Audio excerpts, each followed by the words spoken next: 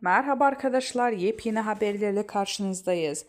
Afra Saraçoğlu Yunanistan'a çıkması, bikinili pozlarına beğeni yağdı. Bu ne güzellik. Son olarak Yalı Çapkını dizisinden oynayan Afra Saraçoğlu, tatil için Yunanistan'da Patmos adasını tercih etti. Geçirdiği keyifli anları sosyal medya hesabında yer veren 27 yaşındaki başarılı oyuncu paylaşımını takipçilerinin beğeni yağdı. Afra Saraçoğlu'nun bikinili pozları bu ne güzellik. Abla seni çok seviyorum deniz kızı şeklinde yorumlar yapıldı. Afra Saraçoğlu sosyal medyanı salladı.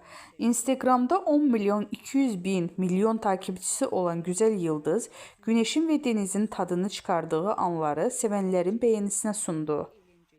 Bizden bu kadar arkadaşlar. Videoların devamını gelmesini istiyorsanız kanalımıza abone olmayı unutmayalım. Hoşça kalın. Ne güzellik katmışsın. Gerçekten çok sempatiksin. Uzaktan bile bakımı ihmal etmiyorsun.